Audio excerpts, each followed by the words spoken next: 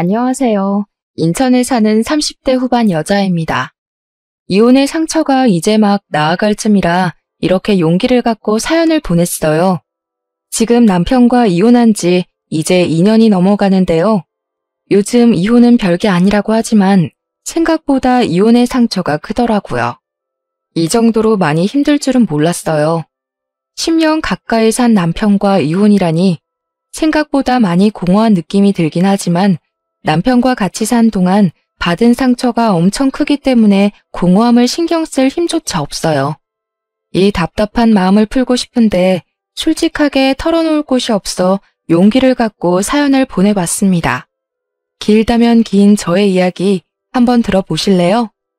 일단 남편은 저보다 5살 많은 사람이에요.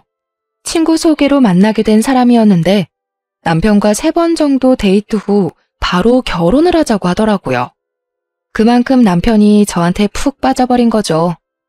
사실 전 사람을 잘 믿지 않기 때문에 몇 번 보지 않은 남편과 연애하지 않고 바로 결혼을 결정하기 너무 힘들었어요. 사람은 정말 좋은데 신뢰를 쌓기엔 기간이 너무 짧은 게 흠이었죠. 신중에 신중을 더해서 결혼을 고민했는데요. 다들 결혼을 하는 이유가 엄청 사랑해서일 수도 있지만 하필 결혼할 시기에 만난 사람이 이 사람이라 결혼을 결심한 부부도 많잖아요. 제가 딱 그런 경우였죠. 지금 이 사람을 놓치면 언제 또 결혼할 남자가 나타날까 이런 생각이 나더군요. 저도 안정적인 삶을 누구보다 살고 싶은 여성이었고 화목한 가정을 갖고 싶은 욕심이 어릴 때부터 항상 있었어요. 변명처럼 들리시겠지만 결혼에 대해 5개월 동안 신중하게 고민했답니다. 그렇게 남편과 첫 만남 이후 거의 6, 7개월 만에 결혼하게 됐는데요. 결혼을 준비하면 많이들 싸우고 파혼한다고 하는데 다행히 저희 부부는 싸우지 않고 무난하게 결혼 준비를 할 수 있었어요. 저희 부부는 처음부터 무리해서 집을 사지 말고 전세부터 시작하기로 했어요. 그렇게 각자 번 돈은 각자 관리하기로 하고 결혼 생활을 시작했죠. 저희 결혼 생활이 늘 시끄럽고 힘들었던 이유는 다 시어머님 때문이었는데요. 시어머님은 굉장히 화려한 분이셨어요. 빨간색, 파란색 등등 머리가 항상 알록달록했고 옷 입는 스타일도 엄청 파격적이었어요. 나이 많으면 많을수록 가꾸고 살아야 한다는 마인드를 가진 분이라 가꾸는데 신경을 많이 쓰셨어요. 게다가 성격이 완전 외향적이라서 내향적인 제가 그런 시어머님의 성격을 따라가기가 어렵더라고요. 근데 그런 시어머님은 버는 돈에 비해 소비 습관이 너무 과했어요. 옷을 워낙 좋아하시는 분이라서 틈만 나면 쇼핑을 하시는 편인데요. 너무 과한 게 아닐까? 걱정이 들긴 했었지만 본인의 돈을 사용하는 거라서 크게 신경 쓰지 않았는데 언제 한번 일이 크게 터지게 됐는데요. 남편과 결혼한 지 1년이 넘었을 때 있었던 일이었는데요. 시어머님께서 이번에 아울렛에 가서 쇼핑하고 싶다고 하셔서 같이 가게 됐어요. 그래서 저희 부부와 함께 드라이브 겸 해서 같이 아울렛에 가게 됐었는데요. 저희 부부는 아울렛에서 10만 원 정도 사용한 반면 어머님께선 아울렛에서만 혼자 80만 원을 쓰신 거예요. 분명 80만 원 쇼핑을 하기 한 달 전에도 가방 하나 사신다고 200만 원 가까이 쓴 기억이 있는데 얼마 지나지 않아 80만 원을 쓰신 걸 보고 놀랬었어요. 얼마나 모아둔 돈이 많으면 이렇게 쓰실까 속으로 생각하고 있었어요. 사실 어머님은 친구들한테 옷이나 가방 자랑하는 걸 굉장히 좋아하세요. 어머님 주변 친구들이 워낙 남편 잘 만나서 호화스럽게 사는 편이거든요. 그런 친구분들한테 뒤처지고 싶지 않아 무리해서 쇼핑을 하는 것도 있다고 하더라고요. 이런 이유로 시어머니가 참 사치벽이 심하다고 느꼈습니다. 근데 며칠 후 어머님이 저희 부부를 찾아오신 적이 있었는데요. 왜 갑자기 찾아오셨나 싶었는데 알고 보니 카드값 때문에 오신 거였더라고요. 얘들아, 이렇게 갑자기 찾아와서 정말 미안한데 돈 좀 빌려줄 수 있니? 요즘 돈 때문에 잠도 제대로 못 자고 있다. 네? 갑자기 돈은 왜요? 급하게 쓸 일이 있으신 거예요? 아니, 그게 사실 이번에 카드값이 너무 많이 나와서 말이야. 엄마, 이번에도 카드값 많이 나왔어? 이번에도 옷 사느라 카드값 많이 나온 거지? 도대체 얼마나 나왔길래 이렇게 갑자기 찾아와? 300만 원. 딱 한 번만 빌려주면 다음부터 이렇게 빌리는 일 없도록 할게. 지금 묵어둔 돈 해지하고 갚을 수 없어서 그래. 알고 보니 어머니 카드값만 무려 300만 원이 나왔어요. 엄청 큰 금액이라 엄청 황당하고 당황스러웠는데요. 어머님이 예금 따로 묵어둔 돈 말고는 당장 쓸 돈이 없다며 돈을 빌려달라고 하시더라고요. 결국 남편은 지난달에 받았던 보너스와 본인 용돈을 합쳐서 어머님 카드값을 대신 해결해줬어요. 사실 이번 일 말고도 남편이 어머님이 사고친 일을 대신 해결한 적이 많았었는데요. 휴대폰 통신비까지 내지 못할 정도로 생활비를 탕진한 날이라면 남편이 핸드폰비를 내주거나 병원비가 많이 나온 날이라면 그때도 남편이 도와주기도 했었어요. 근데 그 정도는 아들로서 해줄 수 있는 일이라 크게 터치하지 않았어요. 부부라서 남편 돈이 계속 나가는 건 좀 신경 쓰이긴 했었지만 몇 천만 원씩 나가는 돈도 아니고 몇십만 원 선 안에서 해결될 일이라서 크게 터치하진 않았었답니다. 근데 이번엔 카드값이 300만 원이나 나왔다고 하길래 남편이 그 돈을 빌려준다고 할 때 썩 내키지가 않더라고요. 그리고 과연 어머님이 이 300만 원이란 이 큰 돈을 진짜 갚으실까 싶더라고요. 여보, 지난번에 어머님한테 300만 원 빌려줬잖아. 근데 그거 어머님이 갚으셨어? 그때 어머님 뵙고 나서 한 번도 연락이 없으셔서. 아니, 안 갚았는데. 아무리 빌려준 돈이라고 해도 엄마한테 그 돈을 어떻게 받겠어. 나이도 많은 양반인데 그 돈 갚을 능력도 안 되고. 그냥 안 받을 생각으로 준 돈이었어. 뭐? 아니, 그걸 왜 안 받을 생각으로 빌려줘. 30만 원도 아니고 300만 원인데 당연히 받아야지. 아무리 가까운 가족 사이라고 해도 돈 거래는 철저하게 해야 하는 거야. 이번 주 내로 어머님한테 300만 원 받아. 당신 도대체 왜 그래? 남도 아니고 엄마한테 300만 원쯤은 그냥 줄 수 있는 거잖아. 당신 돈 준 것도 아니고 내 돈 준 건데 왜 당신이 난리야? 어? 당신 말 그렇게밖에 못해? 나 당신 와이프야, 와이프. 아무리 우리가 돈 관리 각자 한다고 해도 우리 엄연히 부부야. 당신이 번 돈은 당신이 관리하는 거겠지만 우리가 각자 모아둔 돈은 나중에 우리가 늙었을 때 조금이나마 같이 편하게 살려고 준비하는 과정인 건데 이렇게 선 그으면 안 되지. 그럼 당신은 우리 엄마를 너무 남처럼 대하는 거 아니야? 당신 말대로 우리가 부부고 가족인 것처럼 우리 엄마도 우리 가족이야. 300만 원 정도는 한 번쯤 엄마한테 줄 수 있는 거라고는 생각 안 해봤어? 그 힘없는 우리 엄마한테 그렇게 돈을 받아내고 싶냐고. 힘 없다고? 그렇다면서 쇼핑을 3, 4시간씩이나 하셔? 어머님 한 달에 쇼핑값만 적어도 100만 원이 넘어. 당신도 알잖아, 어머님 집 상태. 방 3개 중에 2개가 다 옷방이야, 옷방. 그리고 나도 어머님한테 할 만큼 했어. 원래 어머님 단칸방에서 힘들게 산다고 해서 내 목돈으로 어머님 전셋집 해드렸어. 당신 그거 기억 안 나는 모양이야? 어머님께 잘한 사람을 굳이 따진다면 당신보다 나야, 알고나 말해. 사실 제가 결혼 전에 어머님 작은 전셋집 하나 해드렸습니다. 작은 단칸방에서 살고 계신다는 어머님을 보고 마음이 좋지 않았어요. 그래서 제 목돈 중 일부를 빼서 15평 정도 되는 전셋집으로 이사 갈 수 있게 도와드렸는데요. 남편은 그런 저의 공을 까먹었는지 본인이 어머님께 해드린 일만 생각하네요. 저의 말에 할 말을 잃은 남편은 결국 저한테 사과를 하더라고요. 그래서 남편은 결국 한 달에 50만 원씩 쪼개서 어머님께 돈을 돌려받았습니다. 남편은 본인이 그렇게 화낸 게 미안했는지 50만 원씩 받아낸 총 300만 원을 저에게 주더군요. 전 그 돈을 쓰지 않고 그대로 갖고 있었어요. 300만 원 일은 있고 남편과 해외여행을 다녀온 적이 있어요. 저희 부부는 신혼여행 이후로 제대로 된 여행을 다녀온 적이 없었기에 일주일 정도 동남아 여행을 가기로 했는데요. 처음엔 어머님과 같이 가려고 했었지만 남편이 먼저 이번엔 우리 둘만 가자고 하더군요. 저희 부부가 동남아 여행을 간다는 소식을 듣게 된 어머님은 면세점에서 선물 하나 사오라고 하셨어요. 그래서 여행을 즐기는 동안 어머님 선물 어떤 걸 사드릴까 고민하고 있었는데 때마침 면세점에 스카프가 있더라고요. 어머님이 평소 스카프를 자주 착용하셔서 10만 원대 스카프 하나 사기로 결정했어요.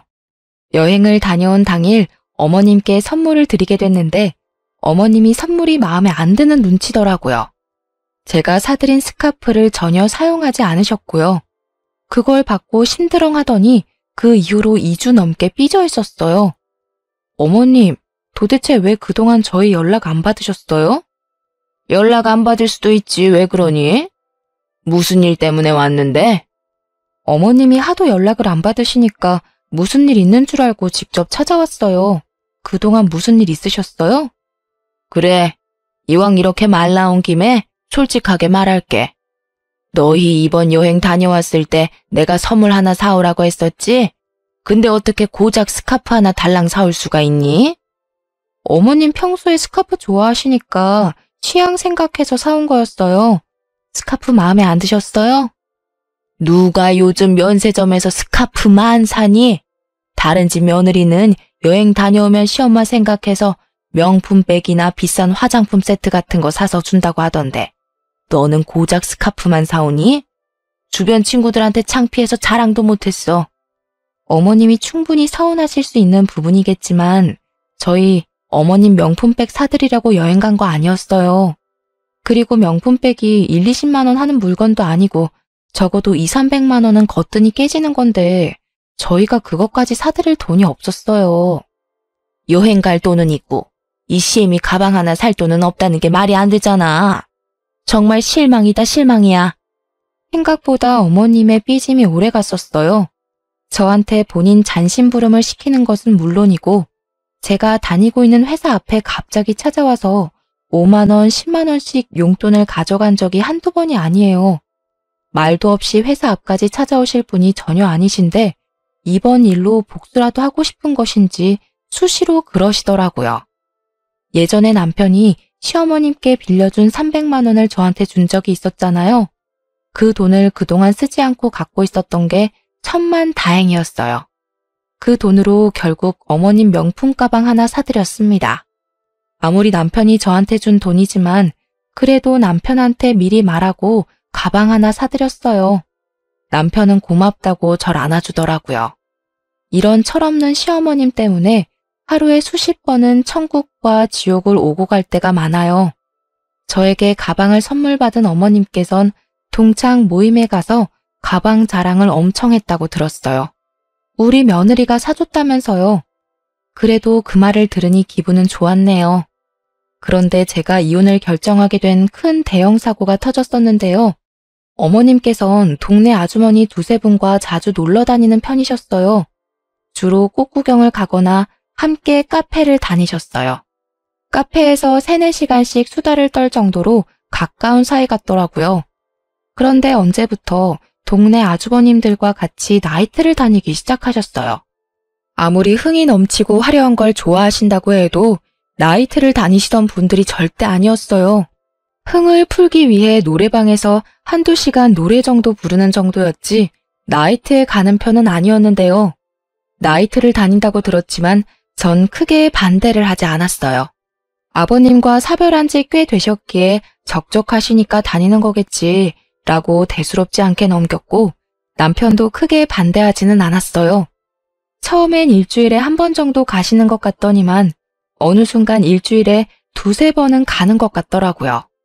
그래서 너무 다니는 거 아닌가 싶었는데 오히려 어머님은 나이트만 다녀오면 스트레스가 풀린다고 너무 좋아하셨어요. 나이트에 다니고 나서부터 쇼핑하는 횟수가 의외로 줄기도 해서 차라리 다행이다 싶었죠. 근데 언제 한번 어머님께서 연애를 한다고 말씀하셨었는데요. 어머님이 아버님과 사별하고 나서 단 한 번도 연애를 한 적이 없었어요. 재혼할 생각도 전혀 없다고 말씀하신 분이라 그런 어머님께서 연애를 시작하셨다 해서 깜짝 놀랐는데요. 얘들아, 나 요즘 만나는 남자 한 명 있어. 너희들한테 이걸 말해야 하나 고민 많이 했는데 만나다 보니 이 남자 좀 괜찮은 것 같아서 너네한테도 솔직하게 말해야겠구나. 어머님, 너무 축하드려요. 어떤 분이세요? 어서 말해주세요. 나이트에서 만난 남자이긴 한데 그 사람도 와이프랑 사별한 남자더라고. 그 후로 여자를 만날 생각 전혀 없었는데 이번에 처음으로 날 좋아하게 됐다네.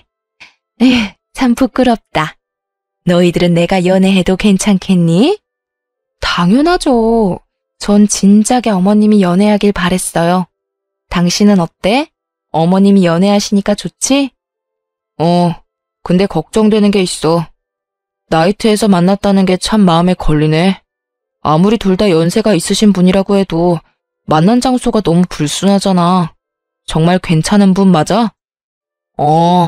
내가 산 세월이 있는데 남자 하나 볼 안목도 없겠어? 참 다정하고 좋은 사람이야. 어머님은 소녀처럼 정말 좋아하셨어요. 연애할 생각이 없다고 하셔서 평생 혼자 사시는 게 아닐까 걱정이 많았었는데 이제 어머님도 새 삶을 살 수 있다는 사실에 정말 행복하더라고요. 어머님께서 이번에 새로 만나는 남자친구는 어머님보다 4살 정도 많은 분이셨어요. 두 분께서 일주일 내내 만나서 데이트를 즐기고 그런다고 하셨는데요. 근데 어머님이 말씀하시는 걸 들으면 그 남자친구분 하는 행동들이 좀 이상하더라고요. 정상적인 연애가 아닌 것 같은 느낌이랄까? 그리고 실제로 만나봤는데도 좀 꺼림칙했고요. 데이트를 하다 보면 서로 번갈아가며 데이트 비용을 내거나 하는 게 있어야 하는데 모든 비용을 어머님이 내셨어요. 게다가 신발부터 옷, 가방 등등 갖고 싶은 물건이 있으면 모두 다 어머님께 사달라고 한다고 하더라고요. 하는 행동을 보면 완전 늙은 제비 같더라고요. 언제 한번 어머님 남자친구와 어머님, 저 이렇게 3명이서 저녁 식사를 한 적이 있어요. 남편은 이날 회사 일 때문에 참석을 하지 못한 상태였는데요. 저녁 식사 장소는 어머님 남자친구분께서 알아본 곳이라고 들었는데 생각보다 가격대가 높은 레스토랑이라서 놀랬어요. 아무래도 며느리인 저를 본다고 하니 신경 쓴 게 보이더라고요. 이날 남자친구분께서 식사 대접을 해주나 보다 싶었는데 결론부터 말하자면 제 착각이었어요. 어머님, 여기 스테이크 너무 맛있네요. 그러게 말이야. 혁호씨, 너무 맛있었어요. 하여튼 혁호씨, 음식 좀 고르는 센스가 있다니까. 당신 며느리 보는 날인데 신경 써서 장소 선택 좀 해봤어요. 마음에 들어요? 그럼요. 맛이 아주 훌륭해요. 세아가, 너도 마음에 드니? 네. 오랜만에 이런 고급진 레스토랑에서 식사하니까 입이 아주 호강하네요. 정말 잘 먹었습니다. 식사할 때까지만 해도 이렇게 분위기가 좋았어요. 그렇게 계산을 하려고 하는데 자연스럽게 어머님께서 계산을 하시더라고요. 어머님 남자친구분도 당연하다는 듯 어머님을 계산대로 은근슬쩍 밀더군요. 그 모습을 보고 전 너무 황당해서 어머님이 계산 못하도록 막고 제가 대신 계산했습니다. 대략 50만 원 가까이 나왔었는데요. 제가 어머님이 계산 못하도록 막고 대신 계산하니까 어머님과 남자친구분께서 몹시 당황해하는 눈치더라고요. 이제까지 어머님께서 남자친구분께 자주 선물을 해드리는 것 같아 도대체 어떤 분이길래 어머님께서 이렇게 쩔쩔매며 만날까 궁금했는데요. 그래서 이날 저녁 식사 자리를 마련한 거였어요. 실제로 남자친구분께서 어머님께 하는 행동을 보니 대충 짐작이 가더군요. 이 식사 내가 샀어야 하는데 며느님께서 계산을 벌써 하셨네. 그러네요. 아가, 왜 너가 계산했니? 이 저녁은 우리가 사야 했었는데. 전 이날 최대한 말을 아꼈어요. 이미 속에선 어머님이 너무 안쓰럽기도 하고 어머님이 왜 이런 대우를 받으면서 연애를 해야 하나 속상하더라고요. 그래서 일단 어머님 남자친구분을 서둘러 보낸 뒤 어머님과 근처 카페에서 이야기를 나누기로 했어요. 근데 남자친구분께서 집에 갈 때 쓸 택시비까지 가져가던 거 있죠? 완전 제비가 따로 없더라고요. 어머님, 저랑 둘만 있는 거니까 솔직하게 말하셔야 해요. 저분한테 약점 잡히거나 한 게 있으세요? 그게 무슨 말이야? 약점이라니? 어머님 남자친구 좀 이상한 것 같아요. 이번 식사 자리만 봐도 딱 보여요. 두 분이 진지하게 만나는 사이라면 보통 이 식사 자리 남자친구분께서 직접 계산을 하는 게 맞지 않나 싶어요. 저 연세에 돈이 없지 않으실 텐데 자연스럽게 어머님이 계산하도록 만드는 게 좀 이상한 것 같아요. 분명 이 레스토랑도 남자친구분께서 직접 알아봤다고 하지 않으셨어요? 그래서 당연히 그분께서 직접 계산할 것 같았는데 이 식당 1, 2만 원 하는 곳도 아니고 한 사람당 10만 원은 기본으로 드는 곳인데 여길 알아봐 놓고 돈을 안 낸다는 게 수상해서요. 아유, 누가 내는 게 뭐 어때서 그러니. 그리고 저 사람 여유 있는 사람도 아니야. 나는 지금 만나고 있는 남자 돈 때문에 만나는 게 아니라 마음이 착해서 만나는 거야. 그리고 이번 일 절대 영호한테 말하지 마라. 아들 녀석 이번 일 알면 난리 칠 게 분명해. 당연하죠. 전 그냥 걱정돼서요. 어머님이 그분한테 자주 선물하고 그러는 것 같기도 해서요. 아유, 우리 며느님 걱정도 많으시네. 너희들 걱정시킬 정도로 이것저것 사다 바치는 일 없을 테니까 쓸데없는 걱정은 하지 마렴. 과연 쓸데없는 걱정일까요? 차라리 제 착각이었으면 좋았을 텐데요. 어머님이 걱정하지 말라고 해서 한동안 모른 척 했어요. 꽤 오랜 시간 잘 만나길래 오히려 속으로 응원도 했네요. 근데 몇 달 뒤 어머님이 결국 일을 만드셨는데요. 어머님이 예전처럼 카드값이 다시 많이 나오게 됐다는 겁니다. 한동안 카드값이 많이 안 나오는 것 같아서 남자친구분께서 이제 더 이상 제비짓을 하지 않는다 생각했는데 다시 저희 어머님한테 이것저것 사달라고 한 것 같더라고요. 지난번에 쇼핑 때문에 카드값이 300만 원 정도 나왔다면 이번엔 카드값이 500만 원이나 나왔어요. 그 이유를 들어보니 남자친구한테 이것저것 사주는 것도 모자라서 이번에 무리해서 여행을 다녀왔다고 하더라고요. 역시 제가 의심한 그대로였어요. 카드 통지서를 들고 저희 부부집에 찾아와서 또 돈을 빌리려는 어머님을 보고 속이 답답하고 억장이 무너지더군요. 게다가 카드값 밀린 것도 모자라서 현재 핸드폰비와 보험비까지도 밀린 상태라 이 전부 다 해결해야 한다고 말씀하시는 어머님은 눈물을 글썽이더군요. 아니, 왜 본인이 내야 할 돈까지 내지 못하면서 그 할아버지한테 충성을 다하는지 이해가 안 가더라고요. 미안하다. 내가 새아가 너 얼굴 볼 면목이 없다. 이 나이 먹고 카드값 하나 해결 못하다니. 이번 한 번만 부탁한다. 어머님, 진짜 정신 좀 차리세요. 이게 도대체 몇 번째예요? 제가 분명 말씀드렸죠. 그 할아버지 조심하라고요. 근데 어머님이 그러셨잖아요. 걱정하지 않아도 좋다고. 근데 이게 무슨 짓이세요? 네? 화내지 말고 제발 한 번만 부탁할게. 어머님 앞으로 예금 하나 있으시죠? 그거 억지로 갖고 있지 말고 해지하세요. 그걸로 밀린 핸드폰비랑 보험비까지 정리하시면 되겠네요. 어머님께선 노년연금과 함께 우리 부부한테 조금씩 용돈을 받아서 생활하시는 분인데 무슨 생각으로 이렇게 감당하기 어려운 일을 벌이신 걸까 답답하기만 하더라고요. 젊은 남자와 만나서 호구당하는 것도 아니고 그 늙은 할아버지한테 간이고 쓸개고 다 내줄 것처럼 행동하는 어머님이 정말 이해가 안 되었죠. 어머님이 가지고 계신 예금 하나가 있는데 전 그 예금을 해지하라고 말했습니다. 근데 어머님께선 쭈뼛쭈뼛거리더니 충격적인 말 한마디를 하셨어요. 그 돈, 그 사람한테 있어. 네? 어머니, 정말 왜 그러세요? 얼마나요? 얼마나 주셨는데요? 6천만 원. 그 사람이 주식 좀 할 줄 안다고 하길래 내가 투자 목적으로 6천만 원 줬어. 2배 이상 불려준다고 하길래. 근데 정말 잘 되고 있는 것 같더라고. 어머님이 주식에 대해 뭘 안다고 그러세요. 요즘 주식시장 얼마나 안 좋은데요. 그거 손해보더라도 당장 돌려받으세요. 아시겠어요? 그거 돌려받는 대로 카드값이랑 핸드폰비 다 해결하시고요. 어머님을 집에 돌려보내고 전 시름시름 알았습니다. 어머님 때문에 마음 편할 날이 없기 때문인데요. 그날 저녁 남편이 퇴근하고 나서 시름시름 앓고 있는 저한테 왜 그러냐고 묻더군요. 전 그런 남편에게 어머님과 있었던 일을 모두 말했어요. 근데 남편은 이미 알고 있던 것처럼 반응이 싱겁더라고요. 그리고 주식 얘기를 꺼냈었는데 그때부터 사색이 되더군요. 혹시 당신도 그 할아버지한테 돈 준 건 아니지? 자기야, 일단 화내지 말고 들어. 나 그분한테 3천만 원 드렸어. 나도 요즘 주식에 대해 관심이 있는데 그분이 딱 주식을 하고 있다고 해서 한번 투자 좀 해봤어.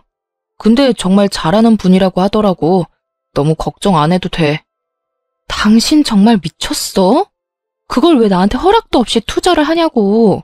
3천만 원이 네 집 개 이름도 아니고 왜 마음대로 그걸 주냐고.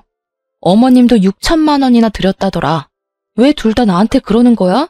그분이 사기라도 치면 어쩌려고. 아니야. 그분 사기치거나 그럴 분은 아닌 것 같아. 그리고 당신이 무슨 돈이 있다고 3천만 원이나 그 사람한테 투자를 해?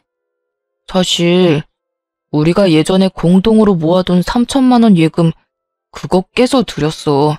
정말 미안해. 내가 그거 꼭 제자리로 돌려놓을게.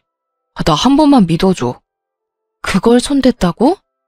진짜 당신이나 어머님 모두 다 질린다. 도저히 안 되겠어. 우리 이혼하자, 이혼해. 이혼이라니. 이혼은 절대 안 돼. 나 당신이랑 못 헤어져. 내가 왜? 전 한동안 친정집에 가기로 했습니다. 생각 정리가 되면 그때 이혼을 할지 말지 결정하기로 했는데요. 친정집에 2주일 정도 가 있을 동안 시어머님과 남편에게 큰일이 터졌어요. 어머님 남자친구가 잠수를 탔다고 합니다.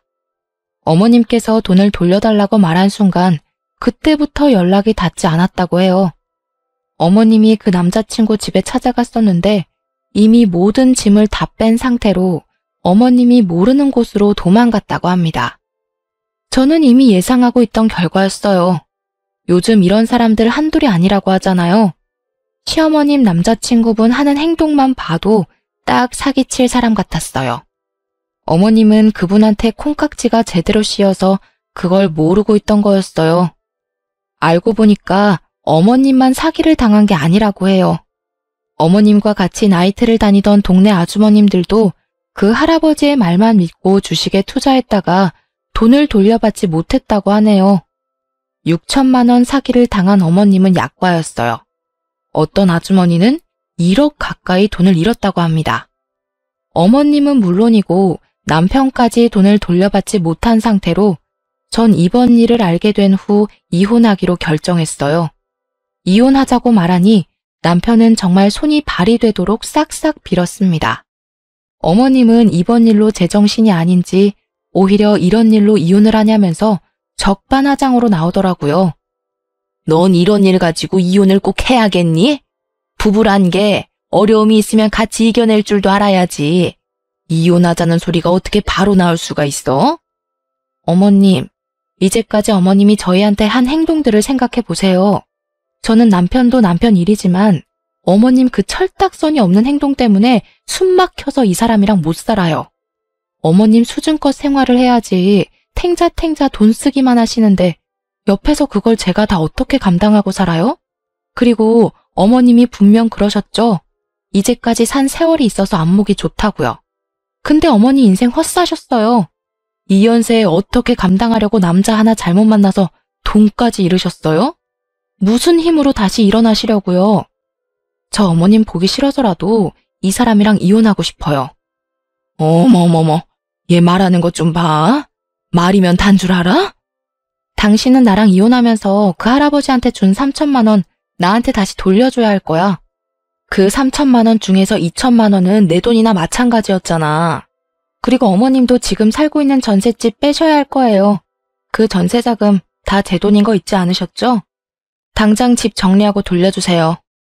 전 이 말만 남기고 집에 있는 모든 짐을 빼서 다시 친정집에 들어갔습니다. 남편은 저희 친정집에 찾아와서 울고불고 난리가 아니었어요. 그런 남편을 보고 친정아빠는 남편 얼굴에 소금을 뿌리며 당장 꺼지라고 고래고래 소리를 질렀답니다. 엄마도 그런 시엄마 밑에서 살 필요 없다고 이혼 결정 잘했다고 말했어요. 언제 한 번은 남편이 제가 다니고 있는 회사 앞까지 찾아왔어요. 퇴근 시간 맞춰서 와 있었더라고요. 전 창피한 나머지 그런 남편을 데리고 서둘러 회사 근처에 있는 카페로 갔는데요. 지금 이게 무슨 짓이야? 왜 말도 없이 남의 회사로 찾아오고 그래? 당신이 내 전화조차 받지 않으니까. 당신이 내 전화를 받아줘야 얘기를 하든지 말든지 하지. 왜 내 전화 안 받아? 정말 나랑 이혼이라도 하겠다는 거야? 내 말을 뭘로 들은 거야? 나 당신이랑 이제 못 산다고, 이혼하고 싶다고. 왜 자꾸 물어봐? 이해 못했어? 자기야, 제발. 나 한 번만 봐줄 수 없어? 나 정말 반성 많이 하고 있어. 우리 엄마도 후회 엄청 하고 있고. 우리 모자 앞으로 자기한테 충성을 다할게. 그딴 거 다 필요 없고 이혼 준비나 잘해. 남편이 이 이후로 몇 번을 더 붙잡았어요. 전 절대 같이 살 마음 없다고 완강히 거절을 했는데요. 그렇게 길고 긴 시간이 흐르고 나서 합의 이혼을 하기로 결정했습니다. 남편과 살고 있던 집을 내놓고 돌려받은 전세금은 제가 갖기로 했어요. 남편이 전세금 제가 전부 가지는 대신에 3천만 원 말고 1,000만 원만 주면 안 되겠냐고 하길래 그렇게 하라고 했습니다. 그래서 전 전세금과 함께 1,000만 원을 받았어요. 그리고 어머님도 살고 있는 집 정리해서 제 계좌로 전세비를 입금하셨더라고요. 남편은 물론이고 어머님까지도 한순간에 집이 사라진 거잖아요. 두 사람은 결국 연식이 오래된 빌라 반지하로 이사 갔다고 해요. 남편은 그런 집에서 어머님과 같이 살려고 하니까 정말 많이 힘든 눈치더라고요. 그래도 뭐 어쩌겠어요. 두 사람이 벌인 일인데요, 뭐. 근데 최근에 남편한테 연락이 왔어요. 어머님의 유방암 소식 때문이었는데요. 최근에 어머님께서 가슴 쪽에 뭐가 만져진다고 해서 건강검진을 받았다네요. 검사 결과 유방암 진단을 받았답니다. 근데 정작 두 사람은 병원비가 없는 상태라 당장 수술을 진행할 수 없었어요.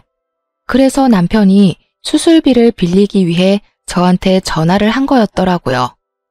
여보, 잘 지냈어? 이혼하고 오랜만에 연락하는 것 같네.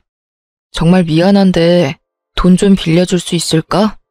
우리 엄마가 이번에 암 진단을 받아서 내가 지금 너무 찌질한 거 알겠지만 엄마가 아프다는데 어쩔 수가 없네. 당신이랑 이혼하고 나서 나 쥐뿔도 없어. 당신도 알잖아, 우리 사정. 이번 한 번만 도와줄 수 없어? 딱 한 번만 도와주면 진짜 당신한테 연락 안 할게. 내가 뭘 믿고 두 사람한테 돈을 빌려줘. 어머님이 아프신 건 안타까운 일이지만 이젠 내가 상관할 일이 아니라고 봐. 이젠 나 당신 가족 절대 아니야. 당신 능력껏 해결해. 다시는 연락하지 말고. 이번에 돈 한 번만 빌려주면 더 이상 연락하지 않을게. 우리 엄마 아프다는 거 거짓말 아니야. 진짜 우리 엄마 진짜 아파. 지금 치료 안 받으면 우리 엄마 죽을지 몰라. 사람 한 번 살린다 생각하고 돈 좀 빌려주라. 나 정말 미치겠어. 반대로 장모님이 암이라고 생각해봐. 당신도 속상할 거잖아. 내 입장 딱 한 번만 생각해줘. 우리 이제까지 산 정을 봐서라도 딱 한 번만. 나 당신이랑 이제까지 산 정 하나도 없어. 이미 당신한테 있던 정 다 떨어졌어. 그리고 어머님이 아프든 말든 나 속상할 거 하나도 없고 이제 완전 남의 일이야, 남의 일. 당신이 대출을 받든 콩팥을 팔든 어떻게든 알아서 해결해. 나한테 돈 빌릴 생각하지 말고. 전 단호하게 남편의 부탁을 거절했어요. 처음엔 어머님이 아프다는 말에 조금은 고민이 되긴 했었어요. 하지만 그걸 제가 책임질 필요는 없잖아요? 이젠 제 가족도 아닌 사람한테 돈과 시간, 마음을 쓰고 싶지 않았어요. 남편과 연락한 그날 저녁에 시어머님께서 직접 저희 친정집에 찾아왔더라고요. 제가 남편의 부탁을 거절한 걸 알고 급한 마음에 저희 친정집에 찾아온 거래요. 아니, 그래도 그렇지. 여기가 어디라고 찾아오나 싶더라고요. 참 어려운 사이인데 말이에요. 어머님의 모습을 보니 정말 아픈 사람이 맞긴 한 것 같더라고요. 예전엔 어머님이 약간 통통하신 편이었는데 살이 많이 빠지셨더라고요. 사돈, 정말 오랜만이네요. 미애, 너도 잘 지내고 있었니? 이렇게 갑자기 찾아오게 돼서 미안하다. 너도 알겠지만 내가 지금 몸이 많이 안 좋아. 아까 아들이 너한테 전화 한번 했다고 하던데. 근데 너가 거절했다고 들어서 병원비가 당장 필요한데 돈 빌릴 곳이 전혀 없어서 말이야. 사돈도 많이 당황스러우시죠? 제가 꼴 보기가 싫겠지만 사돈만 괜찮으시다면 병원비 좀 빌려주실 수 있나요? 제가 빨리 치료받지 않으면 곧 죽을지 몰라서 그래요. 여기가 어디라고 찾아오세요? 아무리 아픈 사람이라고 해도 그렇지 돈 빌릴 곳이 그렇게 없습니까? 우리 딸이 당신들 때문에 얼마나 고생했는데 죽을 거면 우리한테 알리지 말고 조용히 죽어요. 당신네들이 어떻게 살든 죽든 우린 알고 싶지 않으니까. 맞아요. 저 어머님 때문에 트라우마까지 생길 것 같아요. 여기가 어디라고 이렇게 찾아올 생각을 다 하셨어요? 멀쩡한 아들 두고 왜 저희한테 찾아와서 이러시냐고요. 앞으로 저한테 이런 일로 찾아오는 일 없었으면 좋겠어요. 얼마나 인생 헛살았으면 돈 빌릴 사람 한 명도 없냐고요. 저 이제 어머님 며느리 아닙니다. 다른 사람 알아보세요. 저 더 이상 어머님이랑 얽히고 싶지 않아요. 두 모녀가 독하긴 진짜 독하구나. 아이고, 언제부터 날 그렇게 챙겼다고 트라우마 이런 말을 입에 올리냐? 사돈은 딸 교육을 어떻게 시키셨나요? 딸년이나 애미나 똑같네, 똑같아. 뭐? 딸년? 아픈 년이 못하는 말이 없네. 당신은 아들 새끼 얼마나 잘 키웠길래 그래? 쥐뿔도 없는 년이 입 달렸다고 말 함부로 하네. 죽을 고비 앞두고 있으니까 눈에 뵈는 게 없는 거야? 당신이 뒤지든 말든 우리가 상관할 바 아니니까 당장 꺼지라고. 불쌍한 척은 다 하던 시어머니가 한순간에 독한 마녀처럼 비아냥거리기 시작하더라고요. 아픈 사람이 맞나 싶을 정도로 굉장히 못된 사람처럼 보였는데요. 조금이나마 빌려줄 마음이 있었는데 비아냥거리는 어머님의 모습을 보고 그 마음이 싹 사라지게 됐습니다. 자칫 어머님의 연기에 넘어갈 뻔했네요. 사람이 연기를 저렇게 잘할 수 있을까요? 그런 시어머니의 모습을 보고 화가 난 우리 친정엄마는 화분에 넣어두려 펼쳐놓은 흙을 시어머니 면상에 뿌리면서 내쫓았습니다. 눈에 흙이 들어갔는지 서둘러 도망가셨고요. 이날 화가 너무 난 나머지 전 남편한테 따졌습니다. 아무리 돈이 급해도 그렇지 친정집까지 찾아오게 만드냐면서요. 남편은 어머님이 저희 친정집에 찾아온 걸 모르고 있던 눈치였어요. 어머님이 왜 구걸까지 하게 만드냐 물었더니 남편이 회사를 그만뒀기 때문이래요. 남편이 솔직하게 말하더군요. 본인이 명예퇴직을 당해서 돈을 구할 데가 없기 때문이었어요. 명예퇴직을 당했다니? 그게 무슨 말이야? 사실 내가 당신이랑 이혼하고 나서 너무 힘들었거든. 그래서 술 마시는 일이 많았었는데 언제 한번 술 먹고 부장한테 전화해서 술 주정 좀 했거든. 그게 정확히 기억은 안 나는데 내가 해서는 안 되는 말이랑 행동을 했었나 봐. 그게 문제가 돼서 나더러 회사에서 퇴직하라고 하더라고.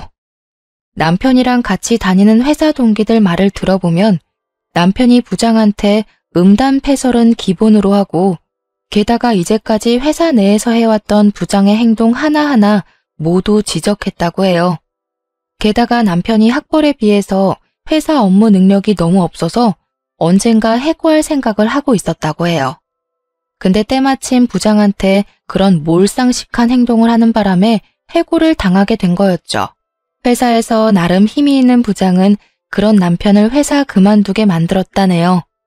이제 막 40대가 된 사람이 명예퇴직을 당한다는 게 말이 안 되잖아요. 그냥 해고를 당한 거나 마찬가지인데요. 남편은 지금까지도 직장을 제대로 구하지 못한 상태라고 합니다. 저와 이혼한 것도 있지만 동시에 해고까지 당하게 돼서 그 충격에 매일매일 술을 마시고 있다고 해요. 어머니 생각해서라도 하루라도 빨리 일을 구해야 하는데 남편은 그런 생각할 힘조차 없는 것 같아요. 어머님은 수술을 잘 받았는지 안 받았는지는 그 이후로 물어보지 않았어요. 아마 치료를 제대로 받지 못하고 있을 겁니다. 남편이 돈도 벌지 않고 술만 마시고 있으니까요. 그런 두 모자를 보고 있으니 속이 다 후련하고 몸과 마음이 가벼워진 것만 같아요. 돈 문제로 사람 속 썩이던 두 사람한테 벗어났다는 생각에 정말 하루하루가 행복해요. 전 남편과 이혼하고 나서 현재 직장에 열심히 다니면서 돈을 차곡차곡 모으고 있어요. 조만간 제 이름을 걸고 가게 하나 차릴 예정이에요. 부모님이 예전부터 음식점을 운영하고 싶어 하셨어요. 저도 그러고 싶어서 부모님과 함께 가게 오픈 예정이에요. 만약 이 사람과 저 사이에 아이가 있었더라면 이혼하는 게 어려웠을 거예요. 아이가 있는 부부는 이혼하는 게 참 어렵다고 하잖아요. 다행히 저와 남편은 아이 계획이 전혀 없던 사람이었어요. 만약 한 사람이라도 아이를 원했었더라면 지금 현재 저의 모습은 어땠을지 궁금하네요. 주변 친구들도 시부모님 잘못 만나서 엄청 고생하고 있거든요. 근데 그 친구들은 모두 아이가 있어서 섣불리 이혼을 하지 못한다고 해요. 결혼하기 전까지만 해도 시댁 때문에 왜 힘들어할까 상상이 안 갔었어요. 두 사람이 좋으면 그만이지 않나? 그런 생각을 했었는데 사랑 하나로 결혼할 수는 없더라고요. 결혼 생활을 유지한다는 게 참 쉬운 일만은 아닌 것 같아요. 아무리 내가 잘한다고 해도 남편이나 시댁 식구 한 명이라도 내게 못한다면 결혼 생활 한순간에 무너지는 것 같아요. 그렇기 때문에 결혼 결정을 할 때 남편 자체를 보는 것도 중요하지만 남편 집안 식구들도 꼭 봐야 했어요. 이혼하고 나서 생각한 게 있는데 너무 섣불리 결혼을 했다는 거예요. 남편과 연애를 해보고 결혼할 걸 그런 생각을 가끔 하고 있는데요. 요즘 연애를 건너뛰고 많이들 결혼한다고 하는데 개인적으로 전 위험하다고 생각해요. 그 사람에 대해서 조금 더 알아보고 결혼하는 게 덜 위험한 일이 아닌가 싶어요. 주변 사람들은 다른 사람 만나서 재혼할 생각이 있냐고 물어봐요. 근데 전 2번 다시 결혼하고 싶지 않아요. 부모님도 그 지겨운 결혼을 못하러 2번씩이나 하냐며 성을 내셨어요. 저도 결혼을 다시 하진 않을 것 같아요. 결혼이란 게 참 쉬운 일이 아니기 때문이죠. 아무리 서로 사랑해도 돈 문제로 다들 헤어진다고 하는데 이번에 뼈저리게 느꼈습니다. 만약에 재혼을 한다고 해도 또다시 이혼하지 않는다는 보장도 없잖아요. 그리고 이제까지 받아온 스트레스와 억압에서 벗어나니까 오히려 너무 행복하고 자유롭더라고요. 저와 다르게 결혼 생활이 행복한 사람도 분명 많을 거예요. 하지만 반대로 저처럼 결혼 생활이 지옥인 분들도 분명 있을 텐데요. 이혼을 권장하는 것은 아니지만 본인의 행복을 위해서라면 이혼을 하는 것도 하나의 방법이라고 알려드리고 싶어요. 만일 시댁, 남편, 돈 등등 여러 문제로 인해 이혼 고민을 하고 있는 분이라면 망설이지 말고 당장 하는 것도 나쁘지 않다고 생각해요. 자유로운 몸이 된 저는 지금부터라도 열심히 행복하게 살아볼 예정이에요. 남편과 살면서 못 쌓은 추억과 커리어 등등 다시 쌓아볼 예정이고요. 지금껏 답답하고 길고 긴 저의 이야기를 들어주셔서 감사합니다.